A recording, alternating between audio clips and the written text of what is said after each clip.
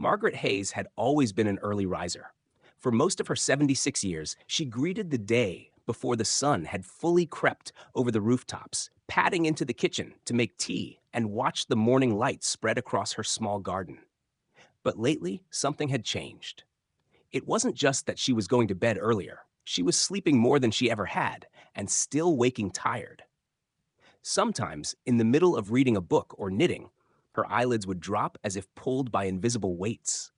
It worried her daughter, Emily. "You've been nodding off a lot lately," Emily said one afternoon as they sat in the living room. "Even during our calls. That's not like you." Margaret shrugged, embarrassed. "I suppose I'm just getting older." But that night, after Emily had left, Margaret sat thinking. She had always been active, careful with her diet, proud of her independence. Yet she'd read enough to know that sudden, excessive sleepiness in people her age could be a sign of something more than just age creeping in. The next week, she visited Dr. Patel, her longtime physician. She explained what had been happening, how she'd been feeling drowsy during the day, sometimes so suddenly she couldn't fight it. Dr. Patel listened carefully, his pen scratching notes. "There are many possible causes," he said. "As we get older, our sleep cycles change, but excessive daytime sleepiness can sometimes point to issues like sleep apnea, heart problems, low thyroid function, even medication side effects. Have you started anything new recently?" Margaret shook her head. "No changes, just the usual blood pressure pills." Dr. Patel ordered a series of tests and referred her to a sleep clinic. "We want to be sure nothing serious is going on," he said. "And even if it's just age-related, there are ways to manage it so it doesn't interfere with your life." At the sleep clinic, Margaret lay in a small room with wires taped to her head and chest, a technician monitoring her breathing and heart rate through the night. She'd expected to feel self-conscious, but sleep came quickly, the faint hum of the machine oddly soothing. When the results came back, Dr. Patel explained them over tea in his office. "You have mild sleep apnea," he said. "It means your breathing pauses during the night, which wakes your body enough to disturb your sleep cycle, even if you don't remember waking. Over time, that leads to fatigue and daytime sleepiness." Margaret frowned.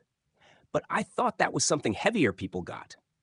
"It's more common then, but it can happen to anyone," Dr. Patel said. "And as we age, the muscles in the throat can relax more during sleep, making it easier for the airway to close.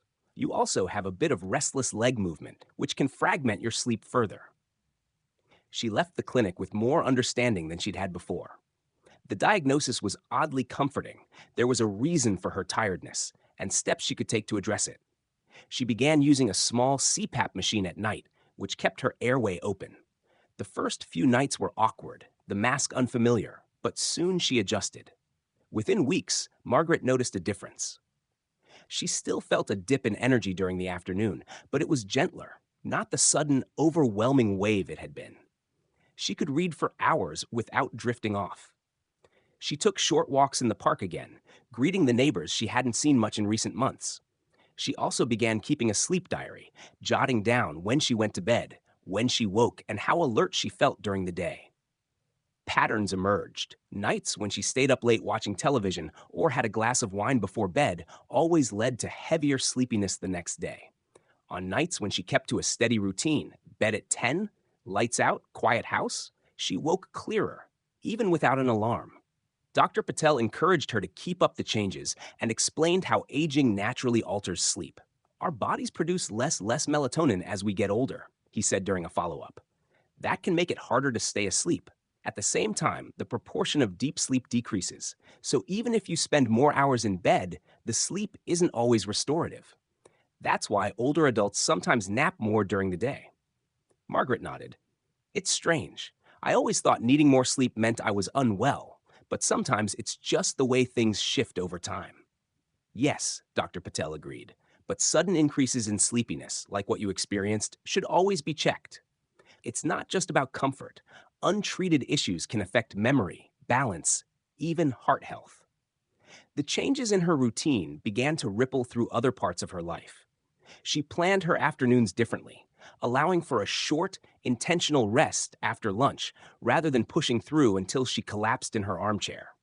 She joined a gentle yoga class at the community center, which seemed to help her sleep more soundly at night. Emily noticed the difference during her next visit. "You seem brighter," she said, settling on the sofa beside her mother. "Like you're back to yourself."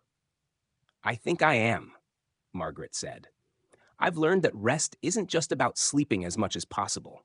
It's about sleeping well and knowing when too much sleepiness means something's wrong." Months passed, and Margaret grew almost protective of her new habits.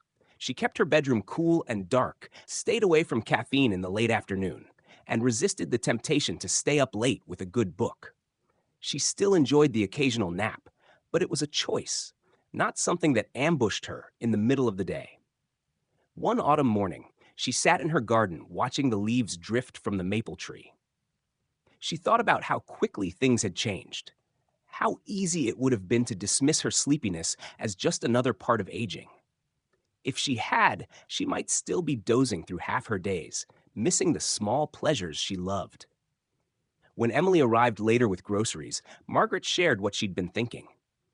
"I feel like I understand myself better now," she said. "And it's strange, but I think I might even live longer because of it. Not just because of the machine or the yoga, but because I caught something before it had the chance to wear me down." Emily smiled. "You always did have a stubborn streak. I'm glad you used it on this." That evening, after Emily left, Margaret made her tea and settled into her armchair, the light fading to gold outside. She didn't feel the heavy pull of drowsiness, just a gentle quiet settling over the room. She thought of all the years ahead and how, with care, they might be not just longer, but fuller. Her life, she realized, wasn't about fighting age. It was about learning to live with it, to listen to what her body was saying. And sometimes it whispered in the language of sleep.